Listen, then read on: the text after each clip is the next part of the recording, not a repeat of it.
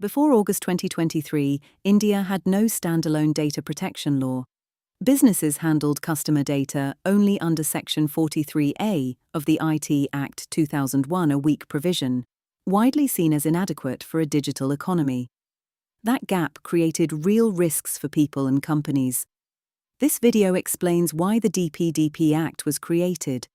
The IT Act 2000, even after 2008 amendments, had only one real data protection rule, Section 43A. It asked companies to follow reasonable security practices for sensitive data. Nothing more. No definition of personal data, no consent requirement, no individual rights, no regulator, and no serious enforcement.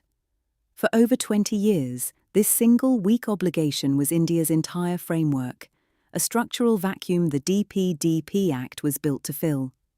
In August 2017, a 9-judge Supreme Court bench ruled unanimously in Puttaswamy v. Union of India that the right to privacy is a fundamental right under Article 21. The court made clear that personal data lies at the heart of privacy and that the state must protect citizens from both government and private actors. This judgment turned comprehensive data protection into a constitutional necessity, not just a policy choice. From the 2017 judgment to the DPDP Act took 6 years. The 2018 Sri Krishna Committee drafted a bill after public consultation.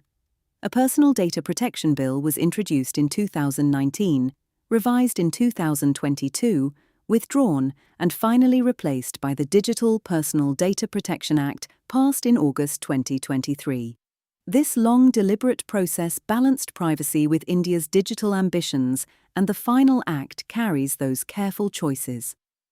For businesses, this history matters for 2 reasons. First, the DPDP Act is not an experiment. It is settled law born from a constitutional mandate and 6 years of parliamentary work. It will not disappear or be diluted. Treating it as temporary is a serious mistake. Second, its core ideas, consent, purpose limitation, and individual rights, come directly from the Supreme Court's view of privacy as a fundamental right. The goal is to give citizens real control over their data. Companies that understand this intent will implement the Act far more effectively. Your immediate action is simple. Decide whether your organization treats the DPDP Act as settled law that requires structured compliance or as something optional to monitor. The history you just heard proves it is the former. In summary, India had no proper data protection law for over 2 decades. The 2017 Supreme Court privacy judgment made legislation constitutionally necessary. The DPDP Act 2023 is now settled law after 6 years of careful development. Businesses must treat it accordingly.